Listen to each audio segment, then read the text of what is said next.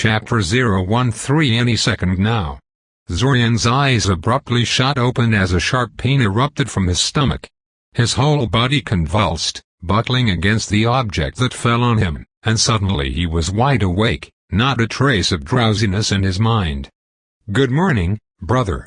An annoyingly cheerful voice sounded right on top of him. "Morning, morning, morning." Zorian growled as he roughly pushed Kirill away from him. Fifth time. This was the fifth time the restart terminated after only a handful of days. How many times would Zack need to die before realizing he should back off for a while and try again later? Honestly, Zorian would have reconsidered his approach after the second attempt. He snatched his glasses from his bedpost and stomped off towards the bathroom before Kirill could gather her wits. The short, irregular restarts were ruining every plan he cared to make, not to mention disrupting his concentration. He really couldn't do anything substantial while this was going on, other than browsing the library for helpful texts and hoping Zack would quit killing himself on a regular basis. What the hell was the boy trying to do anyway? He shouldn't get so worked up over it, though. After all, how much longer could this possibly go on for? 10, 15 restarts? Yeah, that sounded about right. Break. Hi, Roach. Zorian wordlessly gestured for Tivan to come inside before slowly closing the door and shuffling after her. He could feel her impatience at his sluggish pace, but he paid it no heed. He was deliberately stalling, trying to decide what to do. He fully intended to have a chat with the weird telepathic spiders that inhabited the sewers, but it would be lunacy to go there at this point. There was no guarantee they would be as friendly as they were the last time, and their mind magic made them dangerous even within a time loop. He needed a way to protect his mind before venturing into Sioria's underworld, and so far he had only found one ward that protected the caster's mind in the Academy archives. Unfortunately, that particular ward blocked everything related to the mind-based communication spells included. He needed something more selective than that. But just because he was unwilling to descend into the dungeon didn't mean he was content to let Taven get herself killed by going there either. He wasn't sure why he cared, exactly. Pragmatically speaking, he shouldn't be bothered, since everything would be reset in a couple of days and she'd be fine again. Still, he was bothered, and since he was forced to have this conversation repeatedly every few days, he could as well find a way to talk her out of going. He didn't think for a moment it was going to be easy. Taven was possibly even more stubborn than Zack. "So, Taven, how is life treating you?" he began. So, she sighed.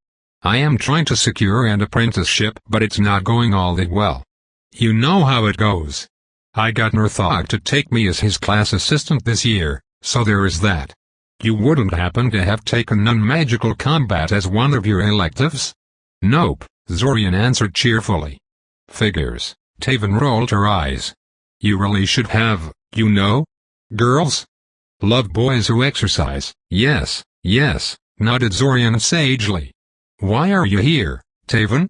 You tracked me down here even though I only moved in yesterday and never told anyone which room here is mine. I suppose you used a divination to find me?" Yeah," Taven confirmed. "Pretty easy thing to do, really. Aren't these rooms supposed to have some sort of basic warding scheme placed on them?" Zorian inquired. "I'm pretty sure it's just rudimentary stuff like fire prevention and basic detection fields to warn the staff about fighting in the hallway and attempted demon summonings and whatnot," Taven shrugged. "Anyway, I'm here to ask you to join me and a couple of others on a job tomorrow." Zorian said nothing, patiently listening as she said her sales pitch. It was actually on Monday, not tomorrow. Taven's definition of tomorrow differed greatly from the standard definition, but other than that, she was actually fairly honest in her explanation of the situation. She even mentioned that there was a small chance they might encounter something very nasty in there, but emphasized that she and her friends were totally capable of confronting anything they may find there. "Right. Anything?" asked Zorian suspiciously. "You know, I happen to have read up on magical spider breeds, and they can be pretty powerful. A single Grey Hunter has been known to wipe out entire hunting parties of mages, and they are no larger than a human at their biggest. Phase spiders can literally jump on you out of nowhere and drag you off into their own private pocket dimension. Some of the breeds are even sentient and have mind magic at their disposal. The last one was a joke in more ways than one. Dungeon ecology was a giant mystery, even to mages that specialized in it, and information about monsters that made their home there was very scarce. As such, it was probably not surprising that he could find nothing on sentient telepathic spiders in the Academy library, even after conscripting Ebery and Karidashli on the effort. Was it just him, or was the Academy library a lot less useful than he had imagined it to be? Every time he tried to find something there he got disappointed. Then again, the things he was trying to find information on lately tended to be obscure, borderline illegal or both. "Oh please," Taven snorted dismissively. "Don't be so paranoid. As if something like that could be right below Syria. We won't be delving into the dungeon's depths, for God's sake." "I don't think you should go at all," Zorian insisted. "I'm getting a really bad feeling about this."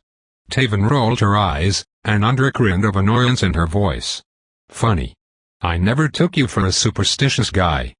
"Time changes people," Zorian said solemnly, smiling at his private joke before straightening his features into a serious expression. "But seriously, I'm getting a really bad feeling about this. Is this really worth getting yourself killed over?" Apparently this was a wrong approach to take, as Taven's temper flared immediately. He supposed she perceived his comment as an insult towards her skills as a mage. Before he could apologize and rephrase his argument she was already shouting at him. "I'm not going to die." Taven shouted irritably. "Gods, you sound just like my father.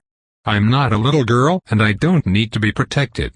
If you didn't want to come you should have just said so instead of lecturing me." She stomped off angrily, muttering to herself about conceited brats and wasted time. Zorian winced as Taven slammed the door behind her. He wasn't sure why she had reacted so strongly to his words, but apparently pointing out the potential danger of the job was ineffective and only pissed her off.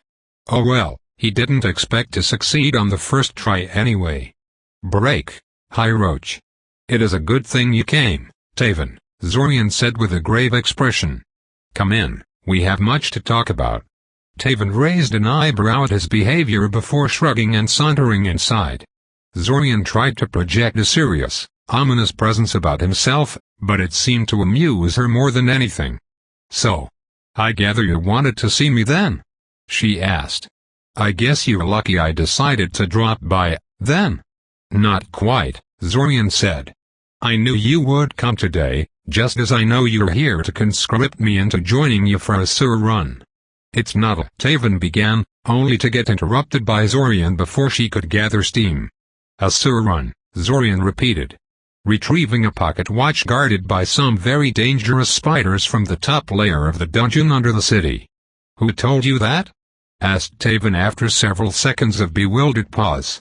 "How could they possibly know? I told nobody where I'm going or why I'm visiting you."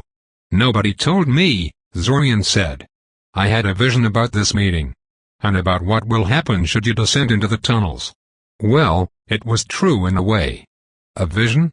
Taven said incredulously, disbelievingly. Zorian nodded gravely. "I have never told you this before, but I have prophetic powers.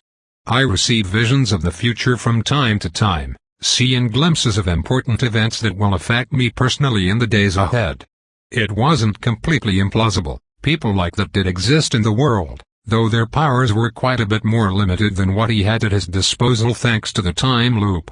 From what he understood, their visions were less of a detailed recording of the future and more of a general outline of some upcoming event.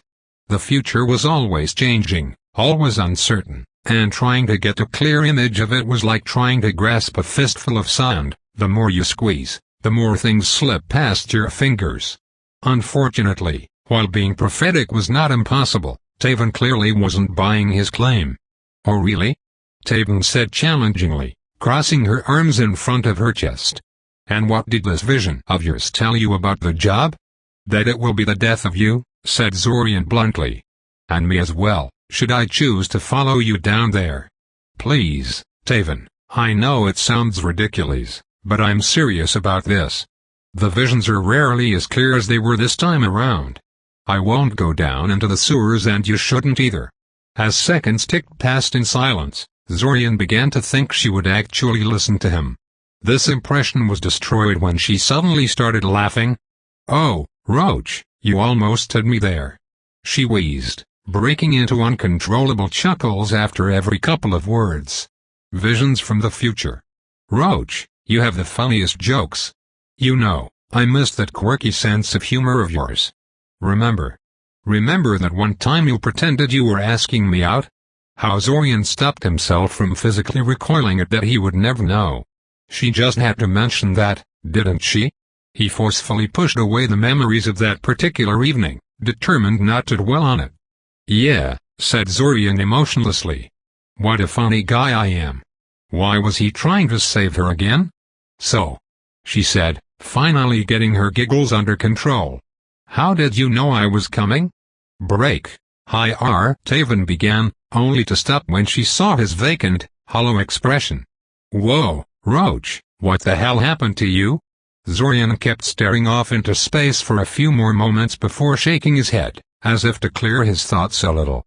Sorry, he said in a subdued voice, motioning her to get inside. I just had an extremely vivid nightmare tonight and I didn't get much sleep. Oh, Taven said, collapsing on his bed like usual.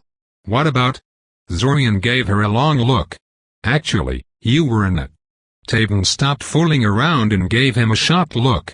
Me? Why the hell would I be in your nightmare?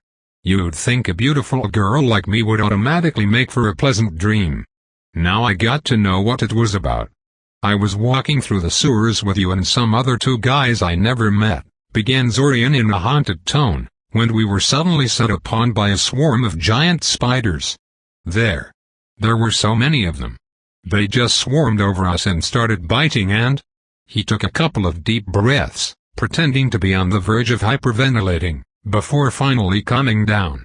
I'm sorry, it's just... It was so real, you know? He said, giving Taven the most vacant stare he had.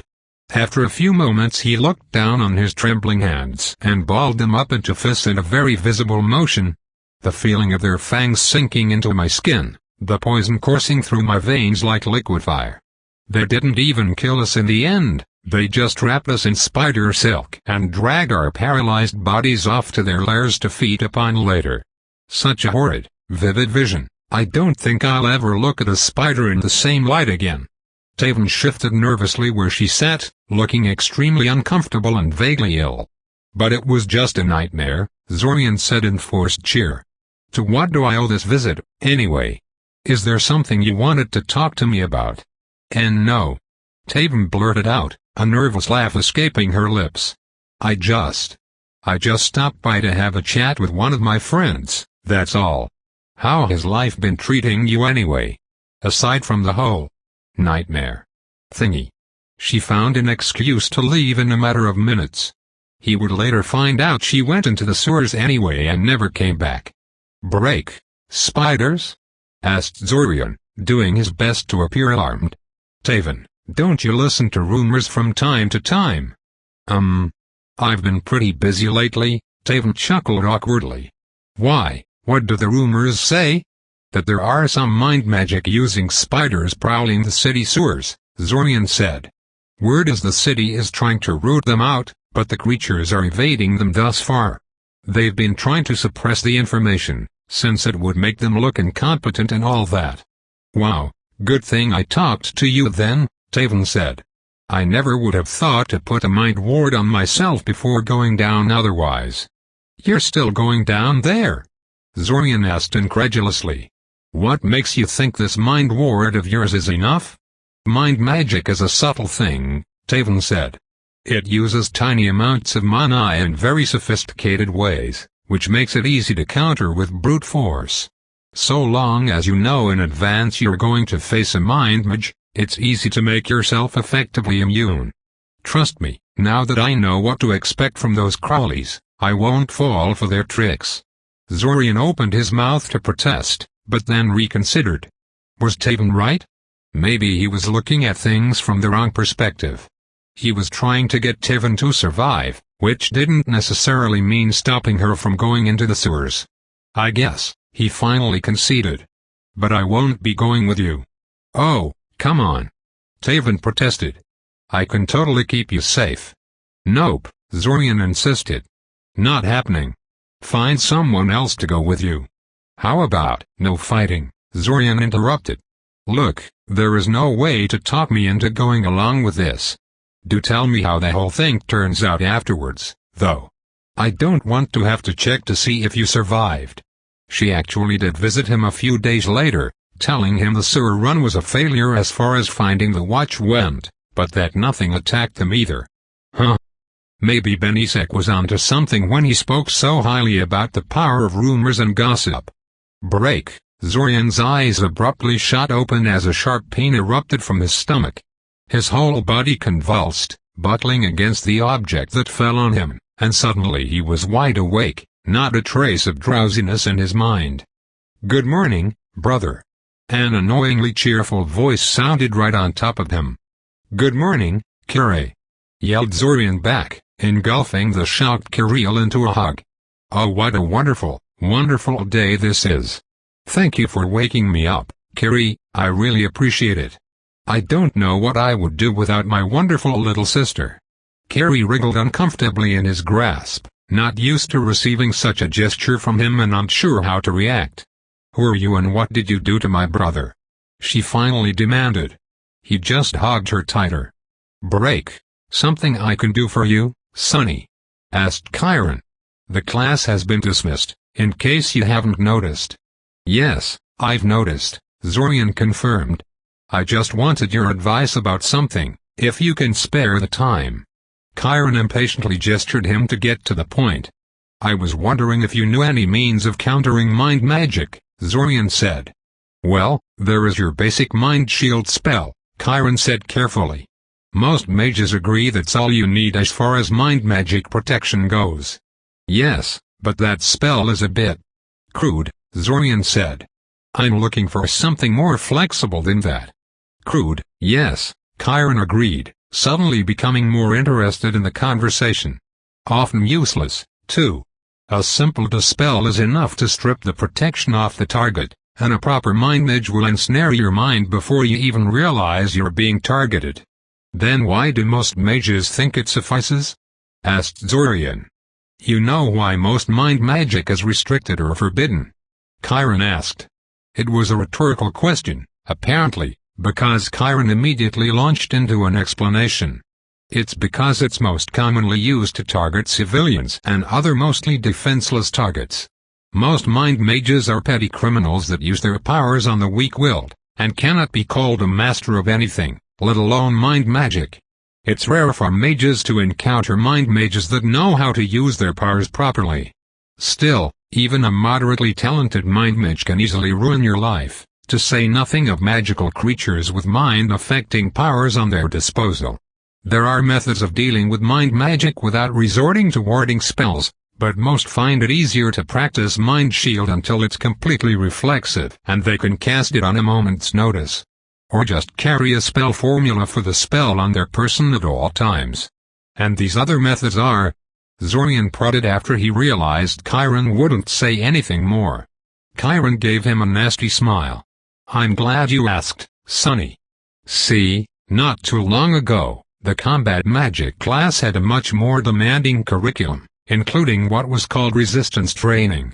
Basically, the combat magic instructor would repeatedly cast various mind spells at students while they tried to fight off the effects. It was quite effective at making students innately resistant to common mind-affecting spells like sleep, paralyze, and dominate. Unfortunately, there were a lot of complaints from students who reacted particularly badly to it, and after a number of scandals where teachers and student assistants were discovered to have been using the training exercise as an excuse to punish students outside of proper channels, the practice was discontinued.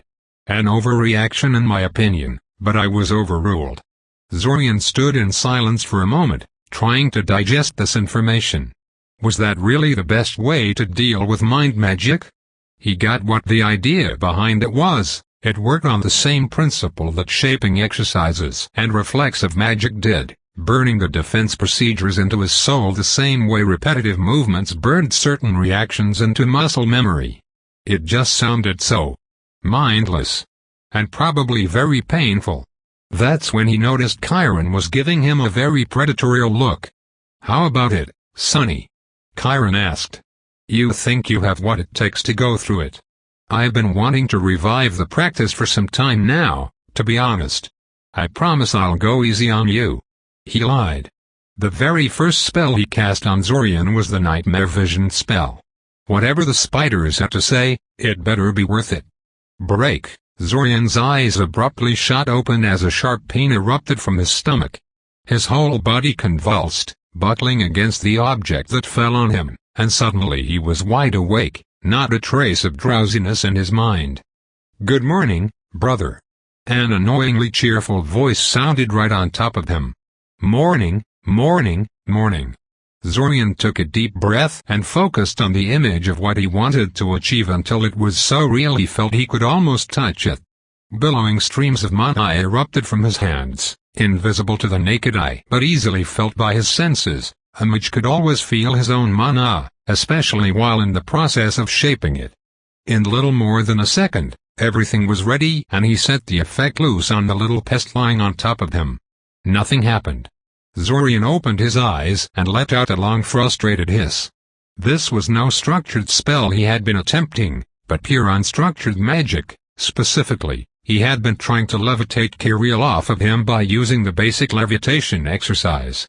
He knew such an attempt would be much harder to accomplish than levitating a simple pen over his palm, but nothing. "That tickled," Kirill said. "Were you trying to do something?" Zorian narrowed his eyes at her. "Okay, that was a challenge."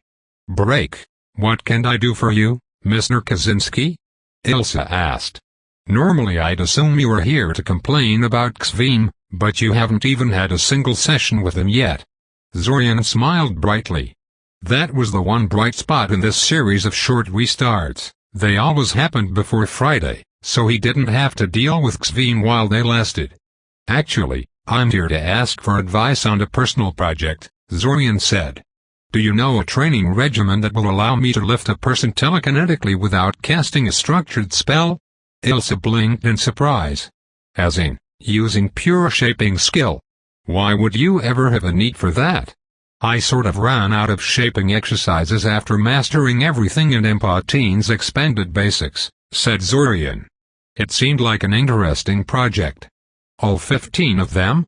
Ilsa asked incredulously. Instead of answering, Zorian decided to demonstrate. He picked up a particularly large and heavy book from Ilsa's table and made it spin in the air above his palm. Spinning a book like that was actually much harder than spinning a pen, because a book was a lot heavier than a pen and had a tendency to snap open unless a mage used magic to force the covers shut while it was being levitated. That particular trick was something he was taught by Ibri. Of all people, she claimed that being able to keep a book shut while levitating it was a must-have for some of the spells she intended to teach him. Unfortunately, it took a couple of weeks for Ibri to warm up to him and decide to teach him seriously, and he didn't have that in these short restarts. He made the book glow ominous red after a while. Using pure shaping skills to spin a book in the air while keeping it shut and making it glow with colored light was a pretty impressive showing from a third year, and should be ample evidence of his skills. Ilsa took a deep breath and leaned back in her chair, obviously impressed. "Well," she said, "your shaping skills certainly aren't lacking. Still, having a person without a spell is not really something there is a manual on. Nobody does it, as far as I know. If they have a need for on-the-spot levitation, they just carry an appropriate focus on their person at all times. Rings, usually, since they are small and unobtrusive. I really would recommend you focus on something else if you want to hone your shaping skills further. The number of shaping exercises in existence is virtually endless, and the Academy library has quite a collection of them. Stone crumbling and north finding exercises are extremely useful, for instance, but they are typically not taught to most students due to time constraints. Stone crumbling and north finding? Asked Zorian. Stone crumbling consists of placing a pebble on your palm and then causing it to disintegrate into dust. That's a flawless result, however, and most people are satisfied if they can get it to fall apart into sand-like grains. It's a useful exercise for those who plan to heavily focus on alteration spells, since the first step when restructuring matter is nearly always to break apart the existing state. North finding is an exercise for diviners, involving the use of a dummy compass to locate magnetic north. Those of sufficient skill don't even need the compass, they simply feel where the north is at all times. Those do sound useful, agreed Zorian. I'll definitely try to learn those. Still, are you sure you can't help me with my people levitating problem? Ilsa gave him an annoyed look. You're still not ready to give up on that? Why are so many talented students so intent on wasting their time on useless pranks? Zorian was about to object but then realized she was right. He was essentially trying to prank Kirill. Ilsa reached out and snatched the book out of the air, causing Zorian to blink in surprise. He was still levitating it. After a second of introspection he realized that yes, he kept the book in the air throughout the entire exchange. He stopped spinning it and it no longer glowed, but apparently levitating an object over his palm was so easy for him now that he barely even registered doing it. Huh? His pondering was cut off when Ilsa threw the book on the table where it hit the wood with a deafening boom.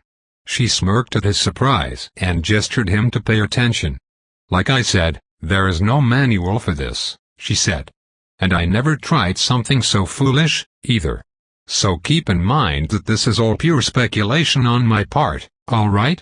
Zorian nodded eagerly. The first thing I would do if I were in your place would be to stop relying on hands to levitate things, Ilsa said. Focusing the magic through your hands makes the process way easier, yes, but only for a certain category of tasks. In a very real way, levitating an object over your palm isn't true non-structured magic. The palm provides a reference point for the effect, which both guides it and limits it. If you mastered everything in M13's book, you are familiar with fixed position levitation? Zorian took a pen from a box full of them next to him and made it float above his palm. After a second, he moved his hand left and right, but the pen remained hovering in the exact same spot in the air he left it in, stubbornly refusing to follow the movements of his hand. A flawless demonstration, Ilsa praised. But let me ask you this, does it not appear to you that fixed position levitation achieves its goal in a kind of convoluted, roundabout way? Why do you need an advanced shaping exercise to achieve something a simple levitate object spell can do as a matter of routine? Before he could answer, Ilsa reached out and twisted his palm sideways. The pen instantly fell to the table. Because using your hand as a reference point limits what you can do with the mana you're shaping, Ilsa said, leaning back. Even though the pen appeared independent of your hand, it was only an illusion. A pretty baffling one too. Why would you bother? You basically put a limiter on the mana flow, making it dependent on the position of your palm, and then tried to subvert that very same limiter to decouple it from your palm. The book Ilsa threw on the table to catch his attention suddenly rose into the air. Ilsa didn't make a single movement, but he knew she was responsible. Not the least because she was grinning at him. Look, she said. No hands. Of course, this is just about the limit of what I can do without using any sort of gesture to help me out with the shaping. It is a hard skill to learn, but you probably won't need it in its pure form simply for the sake of this project of yours. You just need to reduce the degree to which your shaping depends on your hands and make it more flexible. Twisting your hand sideways shouldn't have caused the pen to plummet down like a rock. You just surprised me, Zorian huffed indignantly. I don't usually lose control of my mana that easily. I stand by my words, Ilsa said with good-natured smile. You are very impressive for a student, or even a regular mage, but you have a long way to go if you want to join the ranks of the truly great. But anyway, if and when you get some progress on that, you should try levitating some living being smaller than a human. Much smaller. Try insects for a start, then progress on mice and so on. All in all, it should only take you, about 4 years or so. If she thought he would be discouraged by that, she was sorely mistaken. Not only did he have his doubts about the accuracy of her predicted timetable, he really didn't have anything better to do at the moment. "I guess I better get started then," was all he said. Break. Zorian's eyes abruptly shot open as a sharp pain erupted from his stomach. His whole body convulsed, buckling against the object that fell on him, and suddenly he was wide awake, not a trace of drowsiness in his mind. "Good morning, brother." An annoyingly cheerful voice sounded right on top of him. "Morning, morning, morning." Zorian stared blankly at the ceiling above him, at a loss for words. That prediction he had made? He lost track of how many restarts had passed in the meantime, but the number was way bigger than 15. And nothing had changed since then. Rare was a restart that lasted more than 3 days, and none of them went on for more than 5. Whatever Zack was doing, it was lethally hard, and Zack was too much of a stubborn ass to give up any time soon. "Zorian? Are you alright? Come on, I didn't hit you that hard." Up. Zorian ignored Kirill, who was currently pinching his side with ever-increasing vigor, staring at the ceiling while suppressing so much as a twitch. The pain was negligible compared to a couple of particularly nasty pain spells Chiron used on him during one of their resistance training sessions. Thankfully, Chiron never used any of them more than once per restart. Kirill slapped him a few times and then pretended she was going to punch him in the face. When he didn't react to that, her fist stopped just before it would impact with his face. Zorian?" Kirill said, actually sounding somewhat concerned. "Seriously, are you okay?" Slowly, mechanically, Zorian turned his head to meet Kirill's eyes, keeping his expression as blank as possible. After a few seconds of silent staring, he slowly opened his mouth and screamed at her. She recoiled at the sudden outburst and let out a girlish scream of her own as her retreat caused her to tumble off the bed. He watched for a few moments as Kirill began to turn red from rage, and then he could no longer restrain himself. He started laughing. He kept laughing even as Kirill's little fist started to rain down blows on him. Break. Zorian's eyes abruptly shot open as a sharp pain erupted from his stomach. His whole body convulsed, buckling against the object that fell on him, and suddenly he was wide awake, not a trace of drowsiness in his mind. "Good him!" With an inarticulate yell, Zorian flipped Kirill on her back and mercilessly started tickling her. Her shrieks reverberated through the entire house until Mother came up to his room and made him stop. Break. "Good morning, brother." "Morning, morning, morning." A short silence ensued, broken only by the rustling of Zorian's blankets as Kirill shifted impatiently on top of them. "Kiri," he finally said. "I think I'm starting to hate you." He was exaggerating, of course, but gods, was this becoming annoying as hell. Amusingly, Kirill actually appeared concerned by his proclamation. "I'm sorry," she said, hurriedly wriggling herself off the bed. "I was just..." "Whoa, interrupted Zorian, fixing Kirill with a mock glare. "My little sister apologizing? That doesn't happen. Who are you and what did you do to Kirill?" Kirill's appeared dumbfounded for a moment, but her expression quickly grew stormy as she realized what he was implying. "Jerk," she huffed, childishly stomping her foot for emphasis. "I do to apologize. When I'm wrong. When you're backed into a corner," corrected Zorian. "You must want some pretty big favor out of me if you're this desperate to remain in my good graces." "What's the story?" He really did want to know, too. She gave no indication she wanted something from him all those times he had been through this, yet it must be pretty important to her if she was willing to apologize to get it. That didn't make much sense. Kirill wasn't really a shy girl, and had no problems with making her wishes known in the past.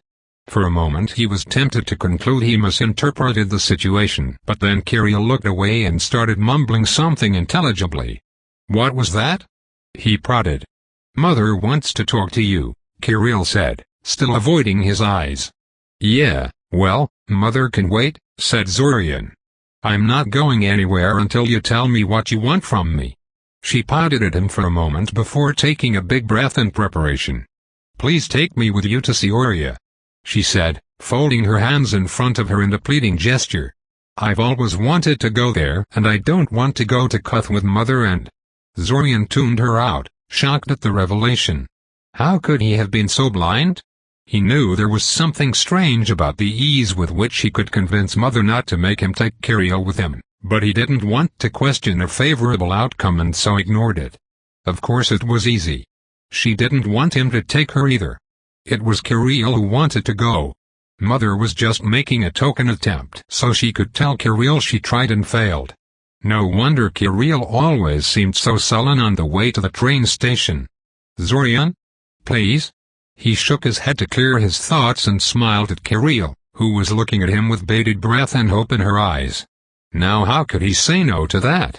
That it would ruin Mother's schemes was simply a bonus. "Of course I'll take you with me," he said. "Really?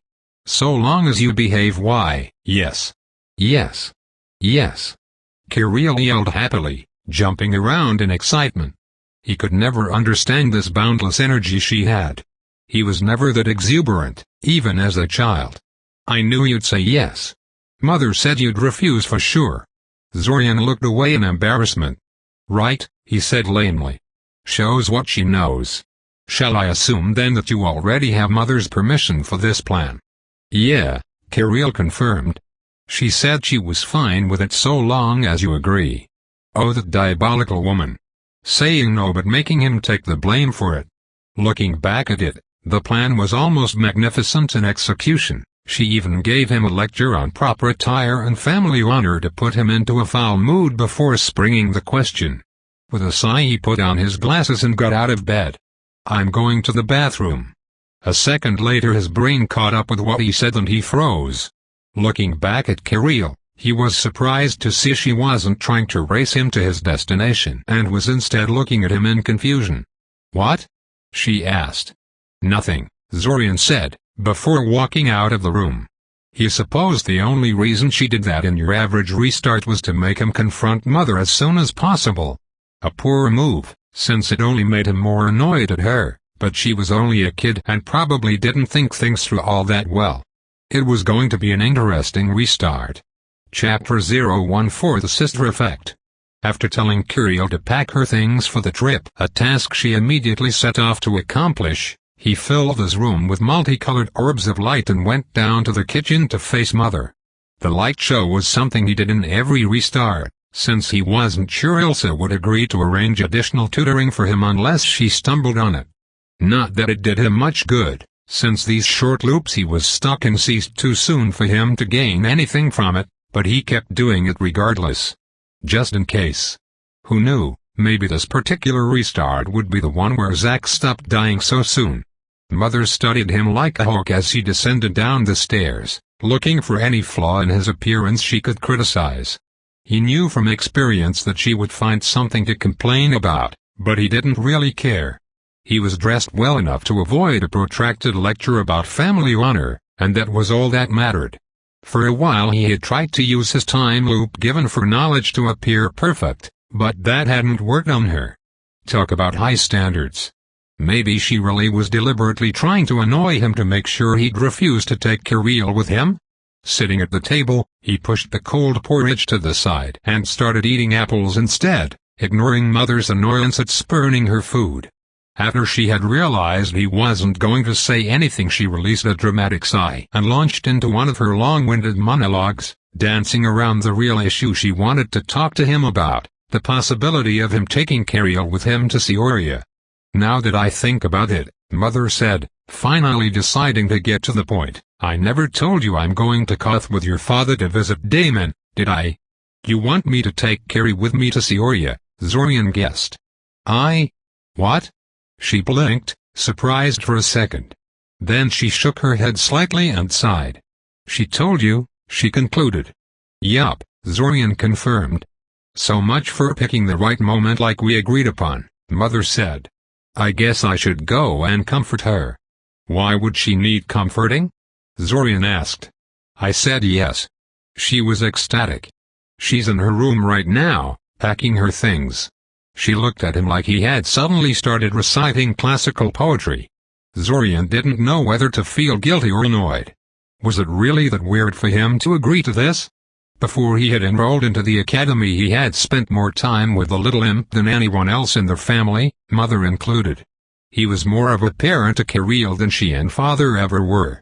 Really, if Kirill had just told him she wanted to go herself instead of having mother speak for her, he probably would have agreed to it after some arguing, even before the time loop. Annoyed. He was definitely feeling annoyed with her.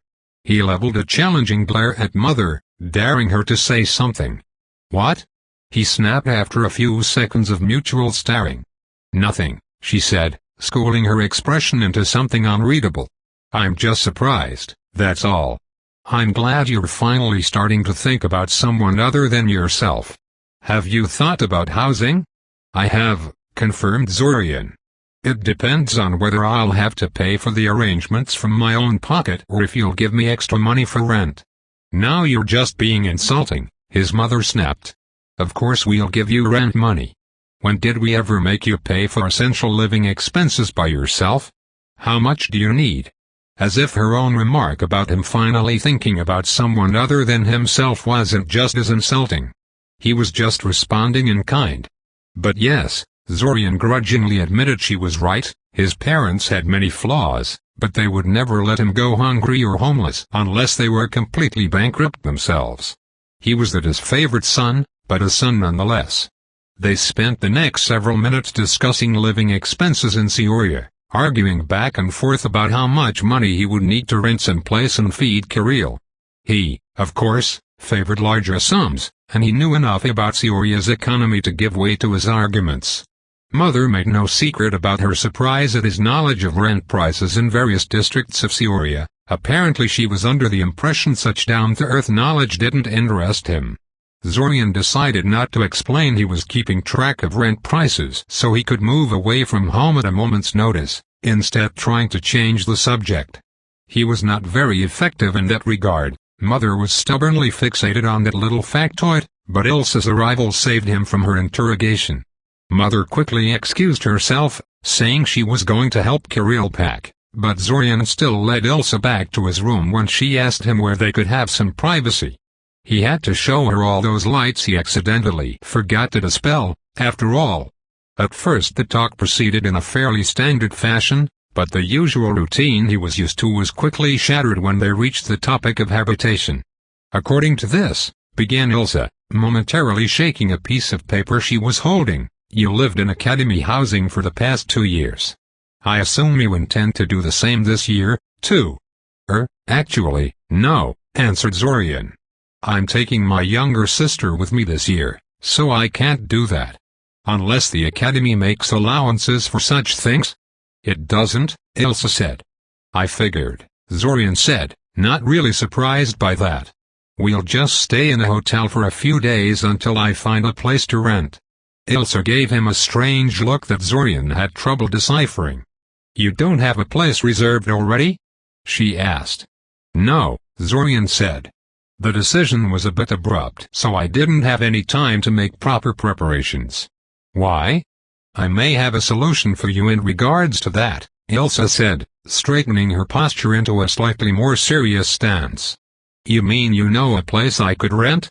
Zorian asked. Ilsa nodded. That's fortunate, I guess.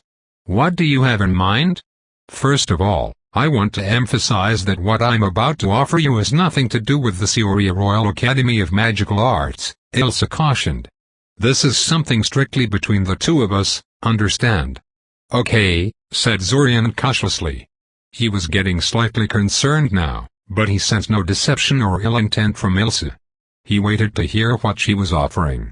A friend of mine is renting rooms at very reasonable rates. Ilsa began. After several minutes of questioning and reading between the lines, Zorian decided he would give Ilsa's friend a chance. Her reasonable rates were a tad expensive, but it was manageable. Ilsa also suggested her friend loved children and would be all too happy to take care of Kirill while he was at class, which would be worth every piece he paid for the place if actually true. After that, the topic shifted to his choice of mentor, or rather, the fact that he wasn't allowed to choose one, and his choice of electives. since he had pretty much tried out every elective he was even remotely interested in by now. His choices were pretty constant at this point: botany, astronomy, and human anatomy. He chose them solely because he knew for a fact the teachers of those particular subjects didn't care in the slightest if he chose not to come to class, and because Akoya didn't choose any of them as her electives and thus wasn't aware he was skipping them. The moment Elsa went back to the academy, Kirill came barreling down the stairs like a herd of elephants, ignoring Mother's admonishments about running inside the house. No doubt she had finished packing a while ago and had been simply waiting for Elsa to leave so she could come out. "I'm ready." She grinned happily. "So you have everything packed?" asked Zorian. "Yup." She nodded. "What about my books?" asked Zorian. "Why would I pack your books?" She scowled. "You can do that yourself, lazy ass." "Well, you did take them from my room and hide them under your bed," Zorian remarked. "Oh." Her eyes widened in understanding. "Those books. I guess I kind of forgot to give those back to you. I'll put them back in your room, okay?" "What are you two talking about?" Mother asked as she approached. "Nothing," Kirill said in a slightly panicky voice, whirring quickly to face Mother. "I just forgot something, that's all. I'll be right back." She quickly bolted up the stairs, ignoring Mother's repeated admonishment about not running in the house. Zorian looked at her retreating form with narrowed eyes. Why was Kirill so frightened about Mother finding out she had been taking books out of his room? It was hardly the first time she helped herself to his things, and Mother never cared before. There was something of significance hidden in that seemingly innocuous reaction. He just knew it. He was starting to think he didn't know Kirill half as well as he thought he did. "Break, I'm bored." Zorian opened his eyes and glared at his little sister. He couldn't close his eyes for more than a minute without her saying something or accidentally kicking him in the knees with her pointy little shoes. And he had thought the station announcer was annoying. "I can tell," he said, rolling his eyes. "What do you want me to do about it?" "Play a game with me?" she said hopefully. "Haven't we done enough of that already?" He sighed. "There are only so many times I can beat you at hangman before it gets boring." "You were cheating," she protested. "Asphyxiation isn't even a real word." "What?" "Of course it is," he shot back. "You're just liar," she interrupted. "Whatever," Zorian scoffed. "It's not like that was the only game where I won." "So you admit you cheated in that one?" she concluded triumphantly. Zorian opened his mouth to retort before he closed it again. "Why am I arguing about this?" he asked out loud, though it was directed more towards himself than Kiri. A sharp crackling sound that always heralded the voice of the station announcer stopped any further argument they may have had. "Now stopping in Corsa," a disembodied voice echoed. A crackling sound again. "I repeat, now stopping in Corsa." "Thank you." "Oh, thank the gods," Zorian mumbled. Not only did arriving in Corsa mean 3/4 of the journey was over, it also meant someone was going to join them in their compartment, thus giving Kirill someone else to annoy. Someone other than Ibri, though. He purposely avoided his usual compartment to ensure she and Kiri would never meet, since he had a suspicion a conversation between them wouldn't end well. Kiri didn't like Furtov any more than Zorian did, and she was a lot less tactful about it. "So many people," Kiri remarked, watching the throng at the train station through the window. "Are those all students like you?" "Most of them, yeah," Zorian said. "Though not all of them go to the same school as I do. There is more than one academy in Syria." "I thought mages were rarer than this," she said. "Mom says you need to be really smart to be one." "Do you think I could be a mage too one day?" "Sure," he shrugged. "Really?" she asked, a mixture of excitement and suspicion radiating from her voice and posture. Zorian supposed she half expected him to use his agreement as a setup for a mean-spirited joke or something along those lines. "Yes," he confirmed. "I don't see why you couldn't. You seem to be doing well enough in school from what I heard, so I don't see why your intelligence would be a problem. And it's not like our parents can't afford to send you somewhere, even if it isn't Syria." Kirill didn't answer, choosing instead to look through the window in silence and pointedly refusing to look him in the eye. He was just about to ask her what's wrong when the door to the compartment slid open, distracting him. "Bernie Brain," the boy introduced himself. "Can't I sit here?" Zorian waved him in without a word. This was the guy who inspired him to seek employment in the library the last time they had spoken with each other. The boy had been quite talkative back then, so he should be perfect. Even if he was disinclined to talk to someone so young, he doubted Kirill would let him ignore her, and he seemed too polite to just plain snub her to her face. Hopefully he would keep Kirill busy till the rest of the journey. "I'm Kirill Kaczynski," his sister promptly introduced herself, "and that's my brother Zorian. Are you a student like Zorian? Can you do magic?" Well. Yes," Byrne said, torn between desire to ask about the surname and a desire to be polite and answer Kirill's question. Politeness won in the end. "I'm only a first year, though, so it's not like I have anything to brag with." Sadly for Byrne, he would have to wait for a while before he could ask about the surname. Kirill was on the roll, and promptly assaulted the poor kid with every question imaginable. Zorian soon found out that Byrne was an only child of two first-generation mages from Corsa, and that his family had pretty high expectations of him. Byrne was as excited to be away from his overbearing parents as he was about learning magic. That, at least, was something Zorian could empathize with. "3 older brothers, huh?" Byrne laughed. "Poor you. Though. I kind of wish I had a few older brothers myself. My parents could have someone else to focus on every once in a while." "I know what you mean," Kirill said. "Ever since Zorian started going to the academy, Mother has no one but me to pay attention to. It sucks." Zorian flinched in sympathy. He hadn't thought of that, but it shed a great deal of light on Kirill's behavior for the past 2 years.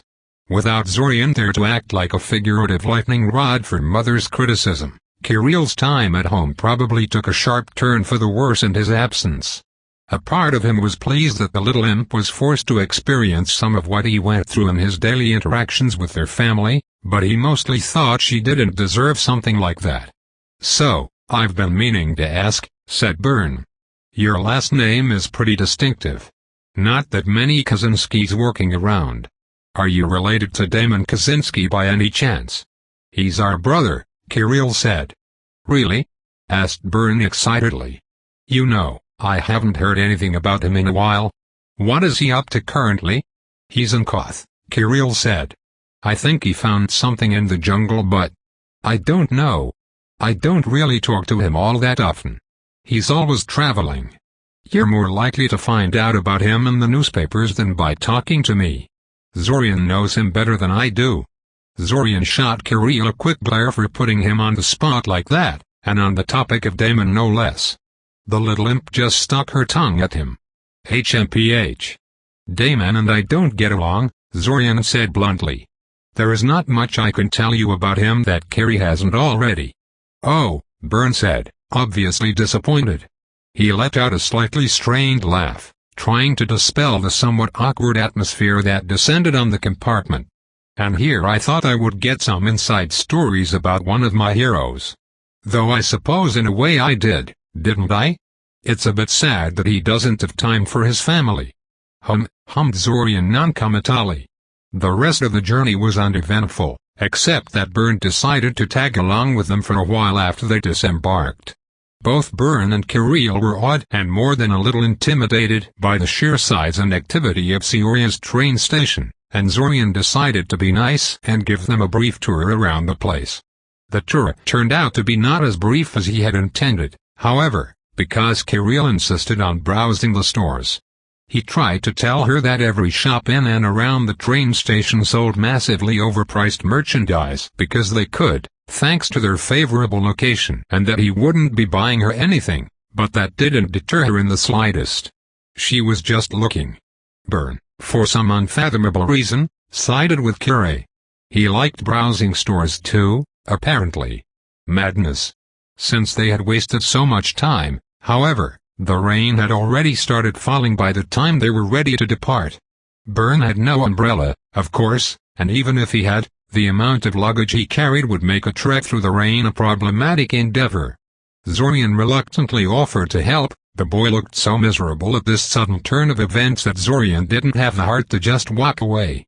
Besides, Kirill wouldn't let him do that, and he didn't want to make a scene by dragging her away so they could be on their way. "I really appreciate this, you know," Byrne said, curiously brushing his fingers against the dome of the rain barrier spell surrounding them. "I don't know what I would have done if it weren't for you. It doesn't seem like the rain is going to stop anytime soon." "For the last time, it's all right," Zorian sighed. "Really, I'll live to help."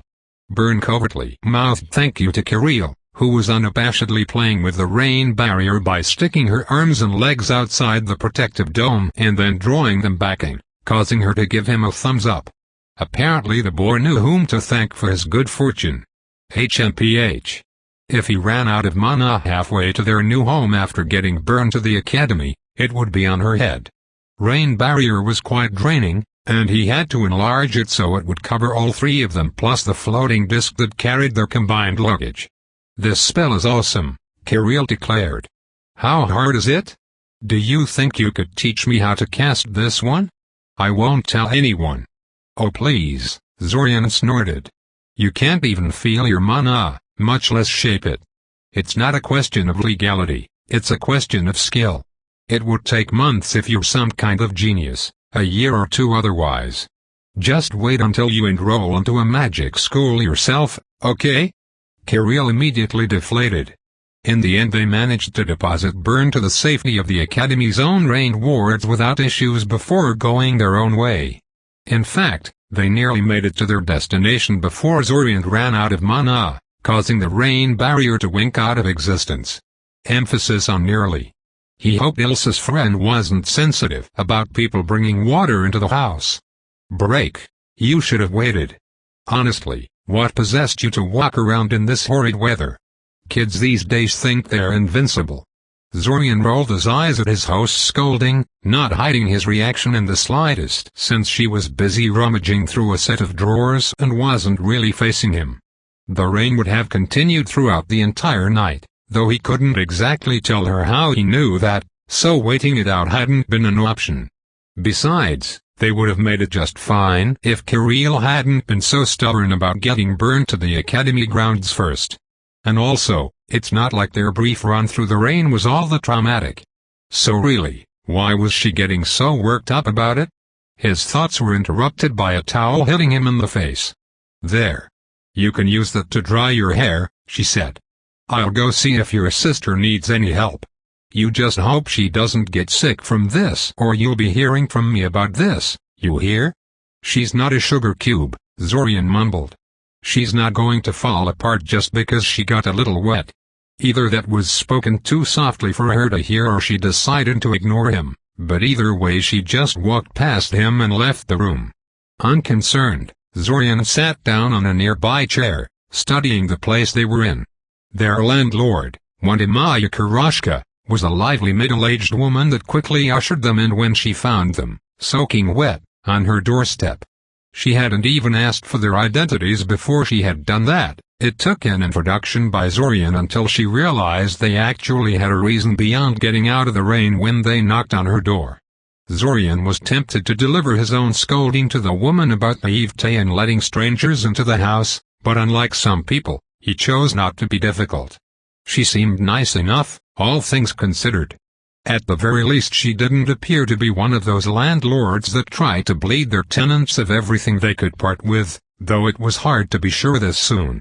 The part that hurt him a little was that Imaya seemed to consider them living at her place a done deal already.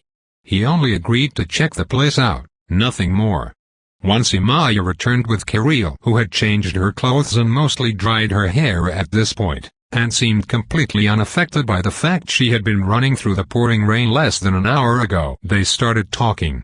Zorian had to steer the conversation back to the topic of their stay every once in a while, since both Imaya and Kirill were content to let the conversation wander around if he let them. He also had to kick Kirill a few times under the table to get her to shut up. Ilsa had told him never to broach the topic of marriage and husbands in front of Imaya for some unspecified reason. Zorian liked it when people respected his privacy, so he was content to do the same of Imaya, and had warned Kirill to abide by the rule as well. Something she evidently had problems with, due to her tendency to babble. Their arrangement was not exactly to his liking, in all honesty. Imaya's house clearly hadn't been designed for rent. It was a normal, if large, family home that had a bunch of empty sleeping rooms on the second floor. Zorian and Kirill would be getting one of them, and they would be sharing the rest of the house facilities with Imaya and 2 other tenants that were scheduled to arrive in the next few days. That was a lot less privacy than he was comfortable with. Not to mention that the room only had 1 bed, meaning he would have to sleep together with Kirill. Zorian had actually spent a few nights with Kirill when she had been younger, and knew for a fact that Kirill was a restless sleeper and a cover hog, so he had big issues with that. Thankfully, they were the only tenants at the moment, so Imaya allowed him to claim an additional room for himself at no extra charge, with the stipulation that he move back in with Kirill when she found a proper tenant for it. Zorian decided to quietly look into other places to rent tomorrow. Just in case. Break. Despite his novel living arrangements and Kirill's presence, the next few days were fairly standard. He applied for the job at the library. He went to talk to Elsa about advanced instruction and chose divination as a discipline he was interested in. He practiced various shaping exercises whenever he had some free time, concentrating mostly on the north-finding one since that exercise was supposed to help with divinations. Taven tracked him down, despite his change of residence, and Zorian notified her about the rumors about mind magic using giant spiders running around the sewers to make sure she'd survive the encounter. Despite his misgivings, he decided not to leave Imaya's place, since Imaya did a masterful job of keeping Kirill happy and off his back. For her part, Kirill was remarkably well behaved. She spent a lot of her time drawing things. He didn't even know she liked to draw. She never did it at home as far as he knew. Maybe the trip had inspired her to take up a hobby. In any case, once those first couple of days had passed, everything just went off the rails. For one thing, the restart hadn't ended at that point and instead just kept going, which was noteworthy by itself. More importantly, however, he was once again asked by Ilsa to greet Kale and his daughter at Sioria's main train station. Only to find out that Kale had also rented a room at Imaya's place. For pretty much the same reason that he had, too, Ilsa had recommended the place. So now he was living in the same house with his little sister, a teenage Morlock and his daughter, and a landlord that didn't really act like a landlord. He was finally going to meet his divination instructor. Xveen would be throwing marbles at him again come next Friday. Ilsa apparently visited her friend's house on a regular basis, and Imaya invited Taven to eat with them next Sunday while she was trying to talk Zorian into following her into the sewers. Clearly this was not going to be your average restart. "I still feel like I'm taking advantage of you," Kale said, pouring a fistful of blue powder into a transparent glass container. "And I still can't imagine why," Zorian said, not taking his eyes off the tiny blue mushrooms he was currently grinding into more powder. "I stock your lab with ingredients, and you let me be your assistant while you do your work. You get to save a little money on reagents, and I get some practical alchemical experience. What on earth is predatorial about that? Here." He thrust the powdered mushrooms to the white-haired boy, who sighed in defeat and went back to work. Zorian took the time to look around the workshop without being too blatant about it.